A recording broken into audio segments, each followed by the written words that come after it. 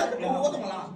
你放下他呀！我不放，他死了。你越这样我越不放。你是个人吗？你越这样我越不放。你是个人。我叛逆，我叛逆怎么了？你是个东西吗？我不是东西，我叛逆。 They say that every good villain needs an origin story, but sometimes you just don't need these villains at all. On this channel, we've talked about a lot of things separately, like the Sam's Club freeloaders, the border collie thief, the way that police handle protesters, censorship.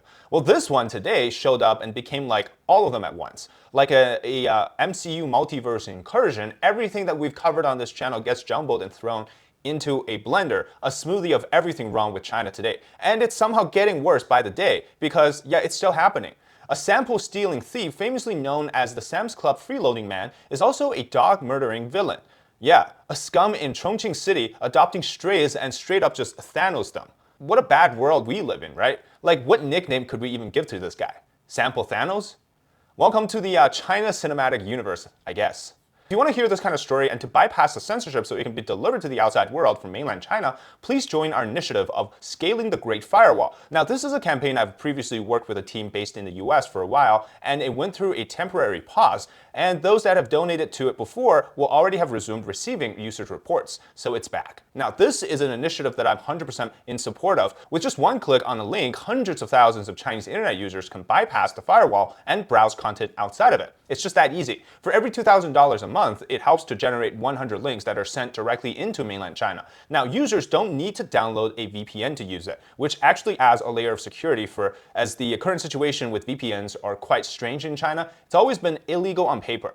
And this is how we could break down the lies and censorship of the CCP inside China. And as it turns out, just 1% of Chinese mainland internet users actually know how to use a VPN. Just in time, as recently there's been rumors of the CCP cracking down on them, this is the safest alternative to replace the narrow window that many in China have to the outside world. So check out the link in the description and contribute to the cause today. Sample Thanos here was already internet famous for his freeloading behavior back in 2024, which we also talked about in a separate video on Sam's Clubs in China. Now, multiple videos show that Sam's Club workers have been filming him repeatedly coming back to sample and take away these food items from the station, abusing the surface of the club. Now, according to the apartment neighbors who found out about what he was doing to animals, Sample Thanos and his wife would adopt a bunch of strays, mostly dogs, and then Thanos them out of existence. It started with what looked like a normal adoption, a litter of stray puppies that had been rescued by residents in the local community. And people thought that these puppies finally found a home. But little did they know that he then would Thanos the mother dog first, and then each day after that, Thanos a puppy out of existence.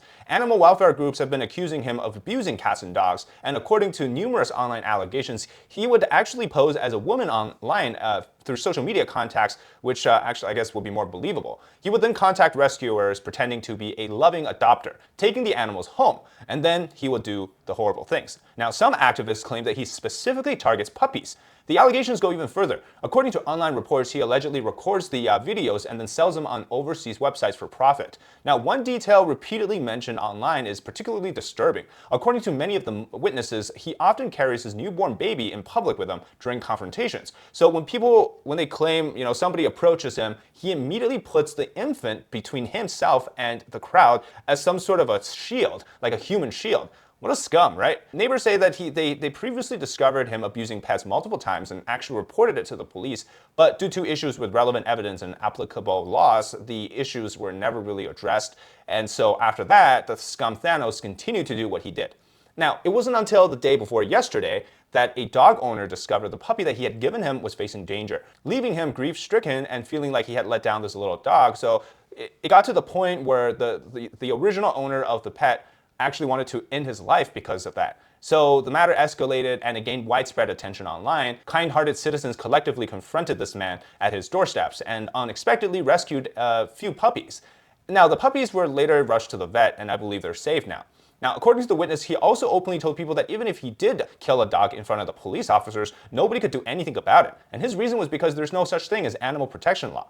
Now, that sentence may sound outrageous, but it does touch a painful reality in China, which is that there is still not a comprehensive animal cruelty law or anti-animal cruelty law.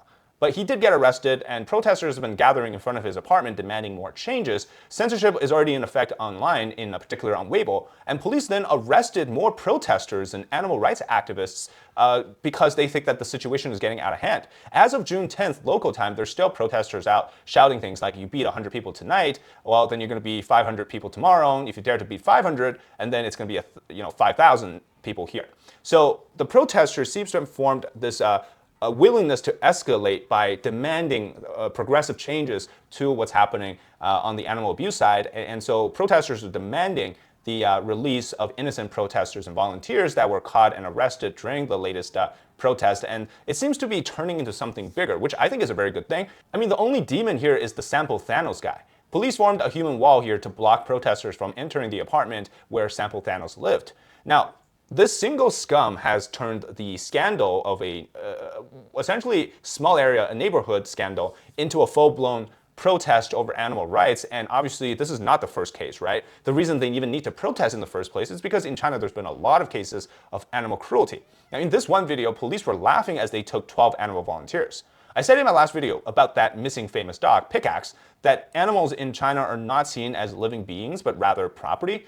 But because the abuse is so rampant that it still triggers a lot of people that want to enact some sort of a change. So the next step is really about balancing, from the regime's perspective, will be balancing the public opinion around just animals rather than a systemic problem, potentially even something bigger like accusing the government of not doing anything. But in either scenario, they don't want it to escalate to a point where they turn an animal case into a public discussion case on policy, or worse, on the government, that's not something they want. But just how reflective is this when you think about it, right? When you abuse animals, you don't just stop at animals. You start to develop behaviors of showing cruelty in other parts of life towards other humans. That's why in China there's so many of these toxic, deadly, poisonous things that people are willing to put into their food and drinks and to poison others and to essentially, it's a form of cruelty against other human beings, but they do this because they don't care. The value of a life, or their understanding of what life means, what a living being is so different. Obviously, it's a top-down thing, right? From the very top, the government doesn't see, the CCP doesn't see or consider people as human beings. They just consider them as disposable things. So then when it goes down to the individual who is willing to go that far of abusing animals, or, willing to, in many of these scandals where they go on a rampage against society, right? Using the cars, ram into schools, like all of these bad things happen because there's a system, there's a society that really fosters this type of extreme behaviors because, again, they don't teach you the value of life the same way that we will understand it. And in China, individualistic behaviors it's just so much, and some decide to take a step further to harm innocent lives. Others try to suppress that, but they might burst some other days. So that's what's happening right now in China. Thank you very much for watching this episode. If you want to contribute to the Scaling the Great Firewall initiative, please check out the link in the description and subscribe to our channel as we have new videos on China every single week. Thank you very much for watching, and we'll see you next time.